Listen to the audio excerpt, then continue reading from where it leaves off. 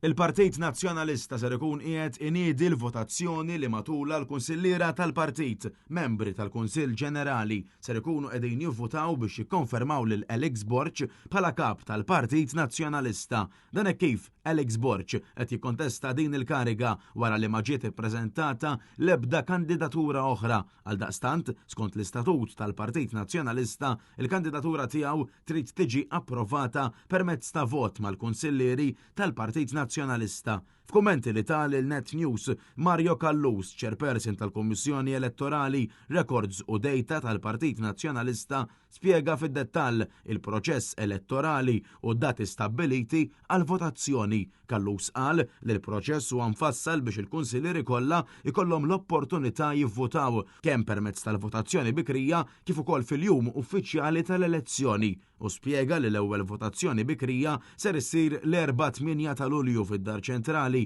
tal-Partit Nazzjonalista f'Tal-Pjetà bejn l-4:09 ta' filgħaxija u 8 ta' filgħaxija, filwaqt li fis-Sub Headquarters f'Tasannat Għawdex il-votazzjoni tkun miftuħa bejn l-4:09 ta' filgħaxija u 7 ta' filgħaxija. It-tieni sessjoni ta' votazzjoni bikrija ser issir is-Sibt 11 ta' Lulju. F'dan il-jum il-votazzjoni ssir kemm fid-Dar Ċentrali tal-Partit Nazzjonalista f'Tal-Pjetà kif ukoll fis-Sub Headquarters f'Tasannat Għawdex bejn id-9 ta' filgħodu u 8 ta' filgħaxija.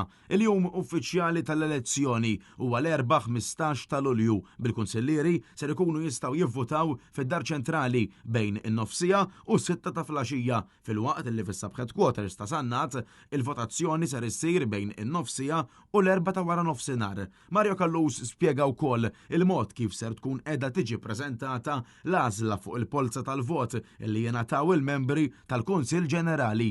Min jivvota irid jażel ir-risposta jew iva jew le. Ir-risposta ser tkun jekk tridx li Alex Borch jibqa' kap tal-Partit Nazzjonalista u dawk li jivvotaw jirrispondu iva jew le.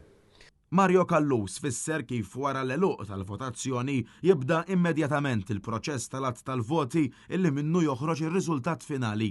Ir-riżultat joħroġ nhar l-4-15 ta' Lulju wara li tagħlaq il-votazzjoni u tkun inġibet il-kaxxa minn Għawdex isir l-att tal-voti. Nimmaġina li xi siegħa u nofs l-iktar wara jinħareġ ir-riżultat, dak il-ħin tkompli formalment is-sessjoni tal-Kunsill u r-riżultat jinqara hemmhekk.